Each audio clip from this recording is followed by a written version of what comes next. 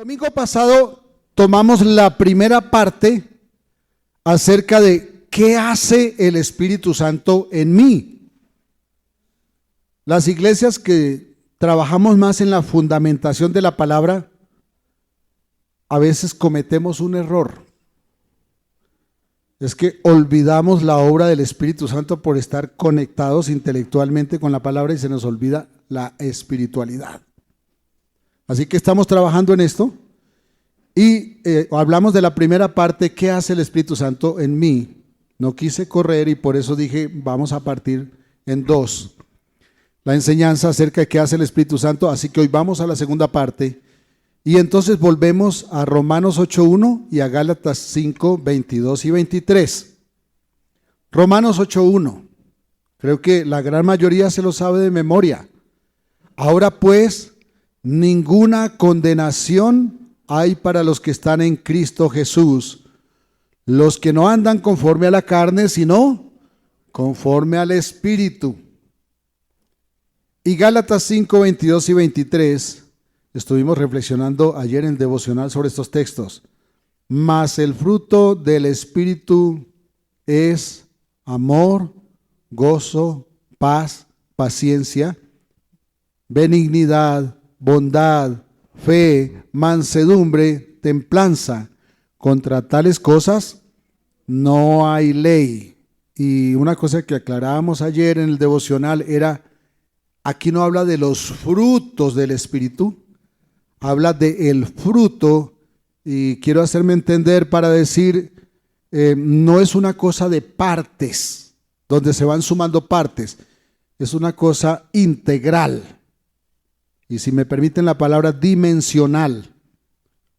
Entonces usted no puede decir, es que la manzana X está podrida en la parte suroriental. No. Aquí, cuando usted ve que la manzana está dañada, por un lado dice, esa manzana se dañó. Asimismo, quien aborta el fruto del Espíritu, aunque sea en una de estas dimensiones, ya se está dañando integralmente. Y quien también trabaja en tener ese fruto del Espíritu, está trabajando integralmente, aunque tenga suficiente amor y a lo mejor le falte paz, aunque el que tiene amor tiene paz. Ayer lo decíamos, todo esto, esta lista que está aquí es consecuencia de una cosa, del amor. Señor, gracias por tu palabra que es viva y que es eficaz. Te ruego por misericordia que hoy hables a nuestros oídos, toques nuestro corazón y nos des el privilegio de reconocer tu bondad, tu palabra y ponerla por obra. Abre nuestros oídos, abre mis oídos y abre los oídos de mis hermanos para que comprendamos tu palabra y la pongamos en práctica. En el nombre de Jesús, y todos decimos, amén.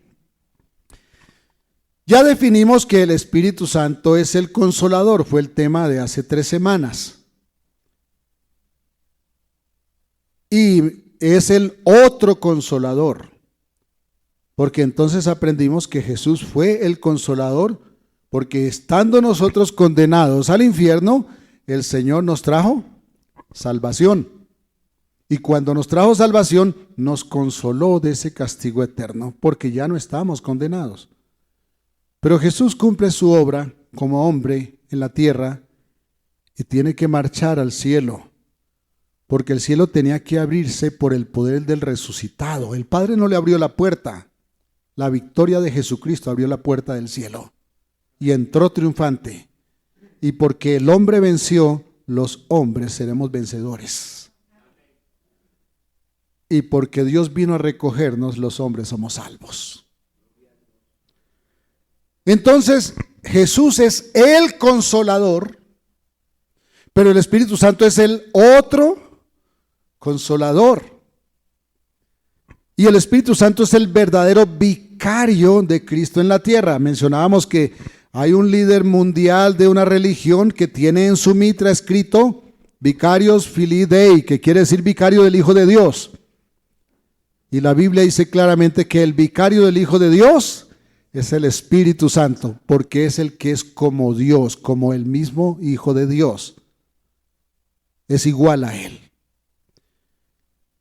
Jesús entonces nos trajo la redención al tomar nuestra culpa, llevar nuestra culpa y pagar nuestra deuda por el pecado, porque quebrantamos la ley de Dios, lo cual nos hacía culpables eternamente, porque Dios es eterno y su palabra es eterna. Es decir, no nos iba a alcanzar la eternidad para pagar. Por eso debe existir el infierno, porque Dios es justo, debe existir el infierno y es imposible. Porque algunos dicen, si Dios es amor, ¿por qué manda a alguien al infierno? Y la respuesta es, porque es justo. Y no nos gusta la injusticia, ¿cierto? Bueno, nos gusta cuando es a favor nuestro, pero eso es por nuestra humanidad, por nuestro pecado, que nos gusta ser injustos cuando es en favor nuestro. Pero no nos gusta que nos hagan injusticia, ¿cierto? El Espíritu Santo entonces es el otro consolador y obra en nosotros, porque está en nosotros, tomando nuestras cargas de debilidad, nuestra carga de imposibilidad para ser como Dios exige. ¿Cómo exige Dios que seamos? Perfectos, santos. Pregunta, ¿lo somos? Entonces, ¿cómo nos salvamos? Cristo tomó nuestro lugar. Y cuando Él los ve a nosotros, Él ve a Cristo. Él no ve a Yurani. Ahorita que mi esposa estaba leyendo, Jehová es mi pastor, nada me faltará. Eso es real, hermanos. Es por Él mismo que no nos falta nada. Porque nosotros no merecemos sino la condenación. Cada vez que usted se acerca a Dios para conocerlo, cada vez que yo me acerco a Dios para conocerlo, y conocemos más a Dios, nos conocemos más a nosotros y entendemos la distancia que hay entre Dios y nosotros. Y esa distancia no la salva sino Jesús, Cristo en la cruz. Entonces el Espíritu Santo, el otro consolador, obra tomando nuestras cargas de debilidad, de imposibilidad, y sella nuestra salvación para que sea firme y sea indestructible.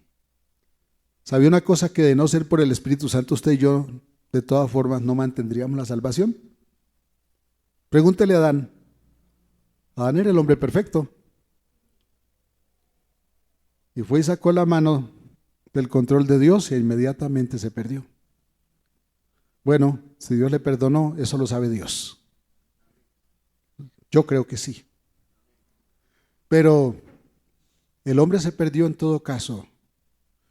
Porque si Dios no nos sostiene, todos nos perderíamos. Dios nos sostiene. Eso es una bendición. Por eso necesitamos ser llenos del Espíritu Santo. ¿Qué nos corresponde entonces? Rendir nuestra vida al gobierno total del Señor. Si rendimos nuestra vida al gobierno de Dios, hermanos, no tenemos ninguna razón de buscar nuestra realización de otra forma. Por eso le decía, ningún cristiano tiene permitido salir a destruir una ciudad en nombre de un cambio. Pero es que Simón Bolívar lo hizo batiéndose en batalla. ¿Saben por qué los Estados Unidos es una potencia mundial? Porque allá no se mataron, allá no se desgastaron. Bueno, después de la independencia se mataron algunos. Pero miren la independencia de los Estados Unidos, a ver si hubo esa mortandad que hubo en Colombia. No se destruyó la nación para hacerla libre. Al contrario, lo que hicieron fue fortalecer su economía en la medida que fueron libres. Aquí en Colombia nos matamos. En América Latina nos matamos. Bueno, tampoco somos una potencia porque somos demasiado folclóricos. Nos gusta más la guachafa que la disciplina. ¿Qué nos corresponde? Rendir nuestra vida al gobierno total del Señor. Así experimentamos su poder en nuestra vida para realizar las obras que Dios exige y que nunca pudimos. ¿Qué nos exige Dios? Ser santos, porque yo soy santo. ¿Y cuál es el nivel de santidad que Él exige? El perfecto. ¿Lo tenemos? Pero lo tendremos en la resurrección. Cuando seamos exactamente iguales a Cristo hombre, perfectos, lo tendremos. Entonces, mientras tanto, el Espíritu Santo obra en nosotros para que realicemos eso que Dios exige y nunca pudimos. ¿Y qué hace el Espíritu Santo? Para llevarnos a experimentar esa dimensión de poder que cambia nuestra vida y que cambia nuestra cultura. Porque si su cultura no cambia cuando es un hijo de Dios, usted necesita ser transformado. Yo necesito ser transformado. Nuestra cultura tiene que cambiar. ¿Qué hace el Espíritu Santo? Primero, nos regenera. Fue el tema de hace 8 días, ¿no? Nos hace nacer de nuevo. Y entonces decíamos, no estoy perdido. Puedo estar atribulado, puedo estar adolorido, pero Dios está ahí para levantarme. Dios no le ha prometido a nadie que no vamos a pasar por el dolor, pero sí nos ha prometido sustentarnos en él. El problema del cristiano no es pasar o no pasar por el dolor. El problema es quedarse postrado, ser destruido o ser levantado. La pregunta del millón es, cuando usted pasa por la tribulación, ¿qué le pasa? ¿Es destruido o es fortalecido? Porque eso mismo que acaba con unos fortalece a otros. Eso mismo que destruye la vida de algunos hace más fuerte a otros. Porque quien ha vivido siempre estará preparado para vivir más. Cuando uno ha saltado un obstáculo de un tamaño, está listo para saltar uno un poquito más grande. Y en esta vida nunca nos vamos a librar de vivir, siempre vamos a pasar dificultades. Entonces el Espíritu Santo nos regenera, nos hace nacer de nuevo para que seamos espíritu incorruptible delante de Dios. Y debe hacerlo el Espíritu Santo porque nosotros no tenemos el poder para cambiar. Quiero preguntarle, ¿usted ha fracasado intentando cambiar? ¿Saben? Yo me iba a quitar la vida porque soy hijo de cristianos. Nací en una cuna cristiana, pero cuando el mundo me sedujo y comencé a hacer las cosas por mi cuenta, entonces comencé a cantar en las discotecas y llegué al punto a cobrar mi salario en trago. Y eso me hundía. La conciencia me decía, te vas a hundir. Y yo intentaba cambiar y juraba cambiar. Le juraba a Dios, mira Señor, si yo vuelvo a hacer tal cosa, mátame. Y Dios hubiera tenido que matarme como 1000 veces. Porque siempre que le prometí, fracasé. ¿Le ha pasado a usted?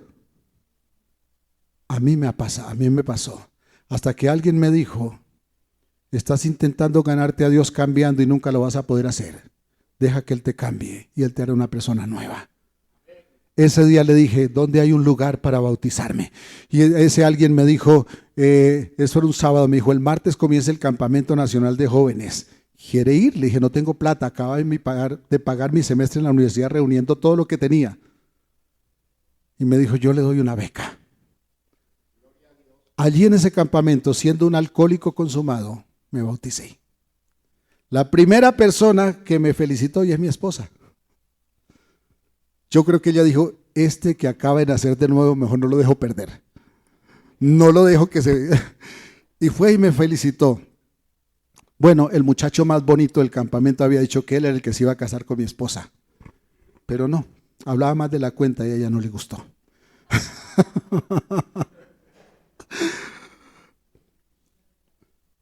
Nosotros no tenemos el poder para cambiar.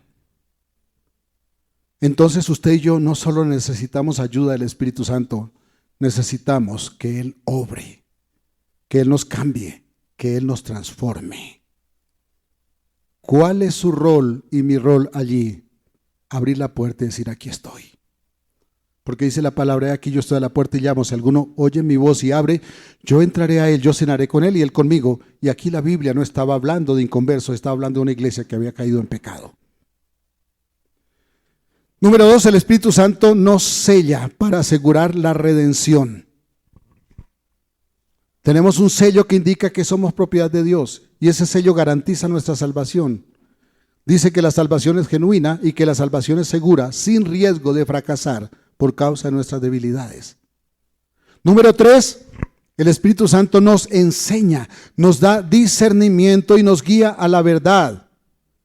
Nadie entiende el propósito de Dios ni la salvación si el Espíritu Santo no obra en él. Número 4, el Espíritu Santo nos guía para que demos los pasos correctos en su voluntad. Leímos en la Biblia un momento en que el Espíritu Santo le prohíbe al apóstol Pablo y a los que estaban con él que fueran a predicar a algunos lugares. ¿Cómo es posible eso? Uno puede decir, no, pero es que voy en el nombre del Señor, me meto a la discoteca, me meto a la pelea porque voy en el nombre del Señor. No tentarás al Señor tu Dios. Si el Espíritu Santo te dice no vayas, no vas. Punto. Muchas veces creemos que damos pasos adecuados hasta que el Espíritu Santo nos hace entender. Y a veces cuando somos tercos lo tiene que hacer a golpes. Porque el que no obedece al timón que le guía, tiene que obedecer a la pared con que se estrella. El impío hace mal creyendo hacer el bien. Mire, el que hace el mal está convencido que está haciendo bien. Los que tumbaron las torres gemelas en Nueva York estaban convencidos de que están honrando a Dios. Están engañados. Número 5, el Espíritu nos capacita. Hechos 1:8. Pero recibiréis poder cuando haya venido sobre vosotros el Espíritu Santo, y me seréis testigos en Jerusalén, en toda Judea, en Samaria y hasta lo último de la tierra. ¿El Espíritu Santo qué? Nos capacita. Recibiréis poder, dice el Señor. ¿Poder para qué?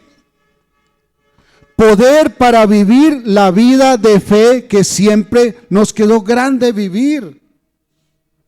Le hice la pregunta hace rato, ¿le ha quedado grande cambiar? A mí también. Es más, yo llegué a entender algo que nunca había entendido, y es que mientras yo luchaba contra mis pecados, más estaba pensando en ellos. Pues ya están paseando, están celebrando el Día de la Virgen del Carmen, están paseando sus símbolos, ¿no? Los que nos salvan. Yo entendí que mientras yo luchaba contra el pecado, siempre fracasaba. Siempre fracasaba. El Espíritu nos da el poder para vivir la vida de fe, que a mí me quedó grande vivir. Mire, muchos leen la Biblia y para lo único que les sirven es para contradecir el cristianismo. ¿Saben por qué? Porque se necesita ser iluminados por el Espíritu Santo cuando la leemos, para que entonces la entendamos y comprendamos el plan de Dios. Quien no comprende el plan de Dios ve a Dios como alguien cruel, ve a Dios como alguien injusto. ¿Por qué? Porque el ser humano en su pecado espera que Dios le alcahuetee todos sus caprichos, todos sus antojos. Y dije al principio, Dios es justo. Y si es justo, tiene que haber infierno. ¿Por qué? Porque hay que hacer justicia. Para vivir la vida de fe que nos quedó grande se necesita poder. Poder para vencer el pecado que nunca pudimos vencer. Estaba diciendo que hemos luchado contra los pecados y terminamos fracasados. Pero cuando los entregamos, somos libres. ¿Sabe qué me pasó a mí el día que fui bautizado siendo un alcohólico? ¿Sabe qué me pasó? Que el Espíritu Santo me quitó toda la adicción. Nunca más volví a tener deseos de embriagarme. El alcohólico anónimo deja de beber por disciplina, pero el cristiano, cuando entrega sus vicios, Dios lo hace libre. Y cuando uno es libre, uno no se hunde en sus vicios. Si el alcohólico anónimo le dan a oler una tapa de trago, amanece borrachito ese día otra vez. Al Hijo de Dios se le quitan las ganas. La persona que está consumida en el vicio allá en la calle no es libre, no es porque Dios no lo quiera hacer libre, es porque Él no quiere. Porque Él quiere que el vicio no le afecte, pero quiere seguir en el vicio. Quiere cumplirle al papá, a la mamá, a la esposa, a los hijos cuando le dice yo los amo, y es verdad, los ama. La esposa le dice, ¿usted no me ama? Sí, sí lo ama. Lo que pasa es que su voluntad se hace inferior a la adicción. Y aunque jure, siempre incumplirá el juramento. Poder para vencer el pecado que nunca pudimos sacar de nosotros. Poder para cumplir el mandato de Dios, de predicar, de servir. Poder para hacer la voluntad de Dios que intentamos tanto hacer y nunca pudimos. Zacarías 4:6 dice, Entonces respondió y me habló diciendo, esta es la palabra de Jehová a Zorobabel que dice, no con ejército ni con fuerza, sino con mi espíritu, ha dicho Jehová de los ejércitos. No es por su voluntad, no es por su capacidad, no es por su decisión, es por el obrar del Espíritu Santo. ¿Le ha quedado grande algo? Busque al Espíritu Santo, que Él le va a dar el poder que nunca tuvo para vencer. Nadie puede hacer la obra de Dios con su propia fuerza, necesita el poder del Espíritu, o su intento, será un fracaso total. Número 6, el Espíritu Santo produce fruto en nosotros. Ya leímos Gálatas 5, 22 y 23, ¿cierto? Más el fruto del Espíritu es ¿qué? Amor, gozo, paz, paciencia, benignidad, bondad, fe, mansedumbre, templanza. Contra tales cosas no hay ley. ¿Y cuál es el problema que tenemos con la ley? Que ella nos condena. La ley nos condena. La ley no fue introducida para hacer santos. Bueno, debiera hacernos santos, pero como estamos imposibilitados por el pecado, entonces terminamos siendo condenados. Y no se la rebaja a nadie. Me han escuchado decir esto, Dios no le rebaja los pecados a nadie, porque si Dios le rebaja los pecados a alguien, Dios sería injusto. ¿Qué fue lo que pasó entonces? Que el justo pagó mi deuda. Y cuando el justo pagó mi deuda, ¿yo qué debo? Nada. Si no debo nada, entonces, ¿seré condenado? No.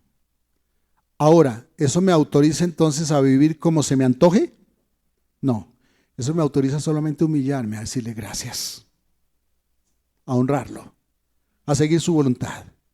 Esa actitud de obedecerlo, dice la Biblia, se nos cuenta por justicia.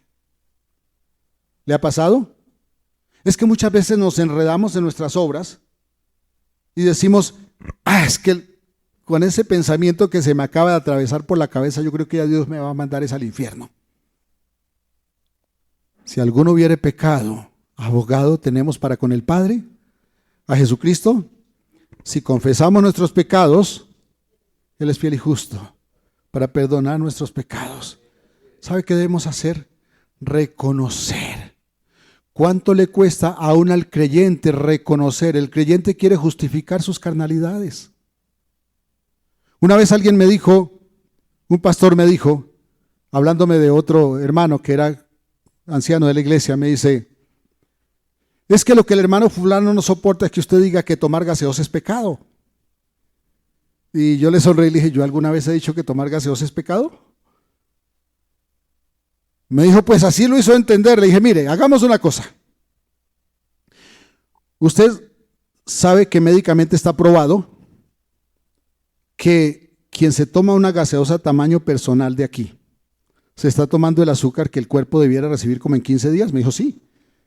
Le dije, entonces, ¿usted por qué toma gaseosa? ¿Por santo o por débil? Me dice, pues por débil. Le dije, bueno, mi Biblia y la Biblia que usted tiene allá en 1 Corintios capítulo 3 en adelante, dice, no destruyas tu cuerpo, porque el cuerpo es templo del Espíritu Santo. Si tú destruyes tu cuerpo, Él te destruirá a ti. Cuando dice Él, no se refiere al cuerpo, sino a Dios. ¿Por qué muchas veces alguien se muere antes de tiempo? Porque destruye su cuerpo. Entonces, ¿meterle excesos al cuerpo es bueno o es malo? Una vez entonces me dijo ese pastor, es que usted tiene que reconocer que hay vicios buenos, hay vicios malos. Y yo le dije, ¿cuál es vicio bueno? Perdóneme, yo sé que algunos pastores se toman 20 tintos al día. Es una adicción. ¿Es buena? Yo no le estoy diciendo que se va a ir al infierno, no. Pero ¿cuántas bendiciones se pierden cuando uno se hace adicto de algo? El Espíritu Santo debe controlar todas mis adicciones. Yo se los he dicho muchas veces, yo no fui adicto nunca al café, pero yo pasaba por las vitrinas donde habían empanadas y esas empanadas me hablaban, me decían, ¡cómame! ¿Y sabe cuál era el problema más serio? Que cuando más me invitaban a comérmelas era cuando yo estaba en quiebra total y no tenía con qué comprarlas. Y eso sí que duele. Pero es tan hermoso pasar ahora por el frente de ella y decir, tengo plata para comprarte, pero no te quiero comprar. Ser libre es hermoso. Yo tengo muchas cosas que todavía tengo que entregarle al Señor, tal vez usted también. Pero se trata de reconocer que tenemos que entregarlas. Tenemos que entregarlas. ¿Para qué? Para que seamos libres. Algunos son esclavos de las modas y gastan lo que no tienen, endeudándose para conseguir lo que su cuerpo les pide. Los que somos un poquito más disciplinados para manejar los recursos, a veces tenemos la capacidad de generar envidia, porque alguien con el doble, el triple o 4 veces lo que nos ganamos no hace lo que podemos hacer. Pero es hermoso cuando conseguimos victorias con los recursos que Dios pone en nuestras manos. Es hermoso cuando el Espíritu crece en la medida que somos llenos de esa disciplina que produce el Espíritu Santo. El Espíritu Santo produce en nosotros amor. ¿Qué dice el Señor? Ama. ¿Ama a quién? ¿A tu papá? ¿A tu mamá? ¿A tu prójimo, cierto? Y le dijeron a Jesús, ¿y quién es mi prójimo? Y Jesús les contó la historia que conocemos como el buen samaritano. Y de allí podemos concluir una cosa. Si el herido era judío y el samaritano era de Samaria, entonces ¿quién era mi prójimo? Mi enemigo. Si ustedes no perdonan, tampoco vuestro Padre os perdonará. Es una orden de Dios. Amar a quien nos cuesta amar no es una opción, es una orden de Dios. ¿Pero a usted y a mí nos ha quedado grande? Sí, yo por experiencia lo tengo, me ha quedado grande. ¿Cuál es la única salida? Decirle al Señor, mira, por obediencia te digo sí, Señor, pero hazlo tú en mí porque yo no soy capaz. ¿Y sabe qué pasa? Dios lo hace. Llegamos a amar a quien nos cuesta amar. Esta es una lista que involucra el fruto del Espíritu en la vida del cristiano: amor, gozo, paz, paciencia, benignidad, bondad, fe, mansedumbre, templanza. Esa templanza ahí que nos hace falta, ¿no? El dominio propio para decirle no a las empanadas. Al final les vamos a ofrecer un tinto. Puede tomárselo con toda tranquilidad, no le estoy criticando por eso, tómeselo. Solamente que procure que no se haga adicto de él. Porque es la cafeína la que nos hace adictos. Son las cualidades de un hijo de Dios. Yo quiero preguntarle, ¿usted las tiene? ¿Es capaz de amar a su enemigo? Si usted ama a su enemigo, tiene gozo, porque siente que le ha cumplido a Dios en lo que más le cuesta. ¿Sabe qué es lo más difícil para un cristiano? Amar a los enemigos y convertirle al Señor el bolsillo. Porque cuando el Señor le dice dale a los pobres, Él dice, ¿pero por qué? Si yo fui el que trabajé.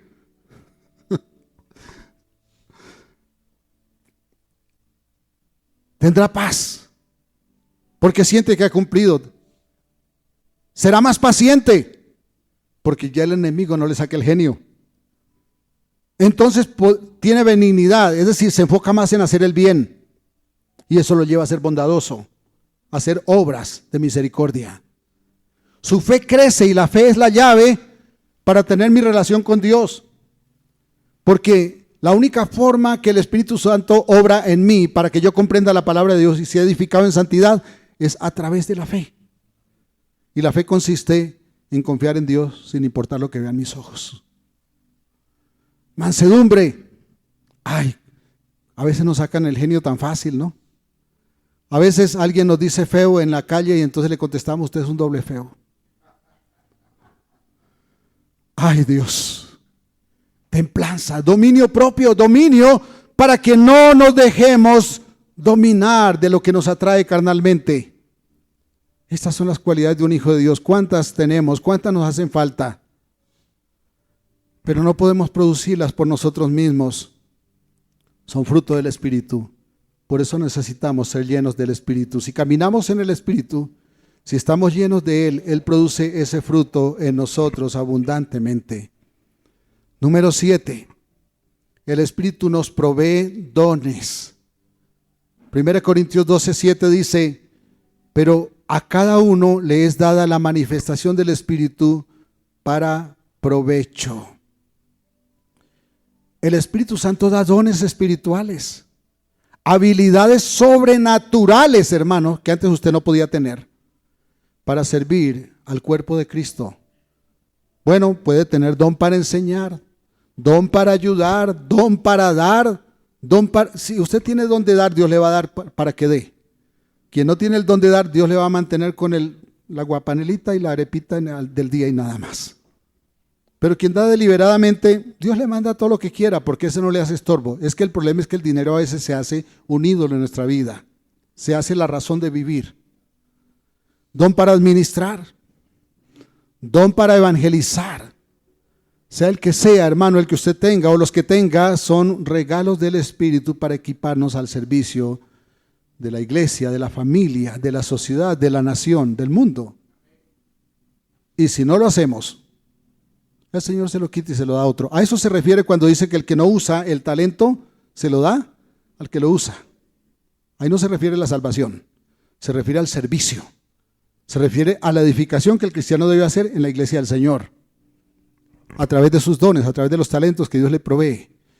Y número 8, el Espíritu Santo intercede por nosotros. Romanos 8, 26 y 27. Y de igual manera el Espíritu nos ayuda en nuestra debilidad.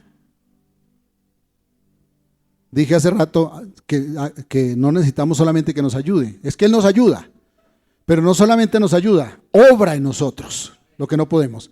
Pero aquí dice, de igual manera nos ayuda en nuestra debilidad. Pues ¿qué hemos de pedir como conviene? ¿De qué nos hemos de antojar?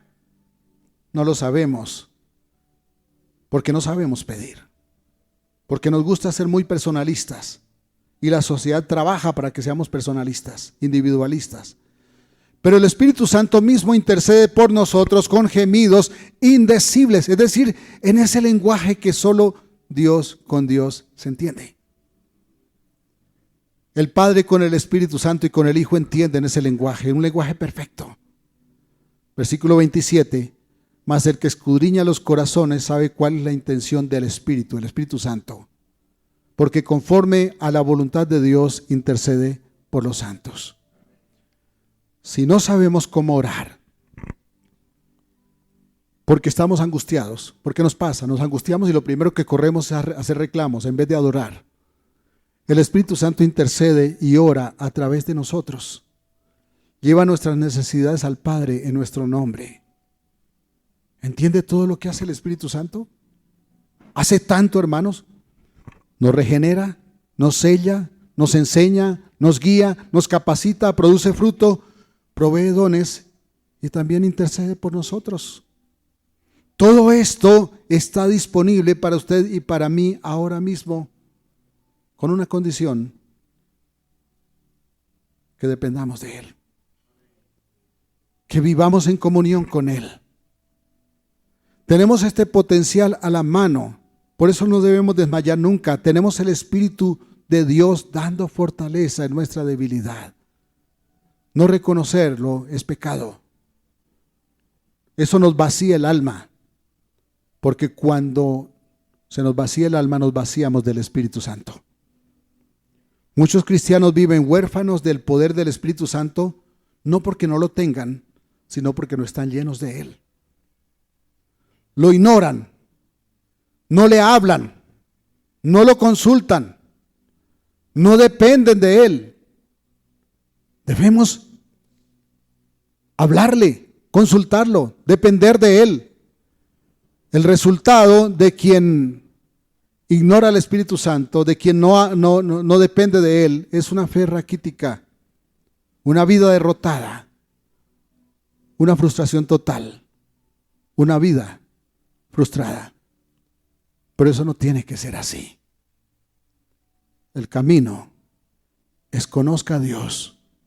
Conozcamos a Dios. ¿Cómo lo conocemos? A través de su palabra.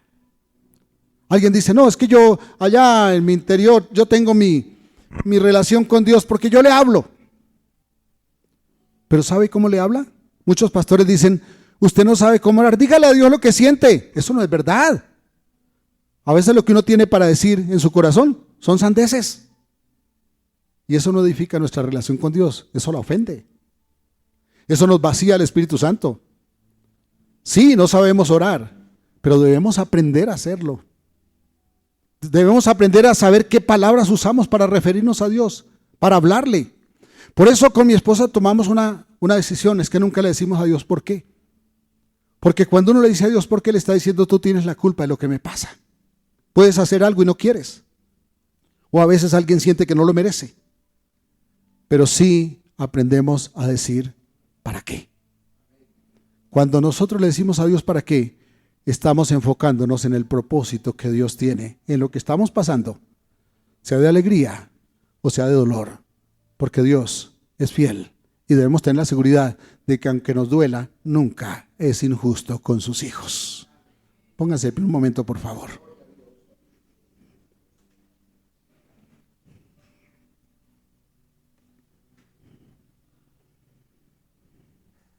Cierre sus ojos un momento. Por favor, cierre sus ojos. Quiero hacer una invitación a toda persona que esta mañana siente que necesita ser lleno del Espíritu Santo. Si no ha recibido al Señor en su corazón, este es el momento.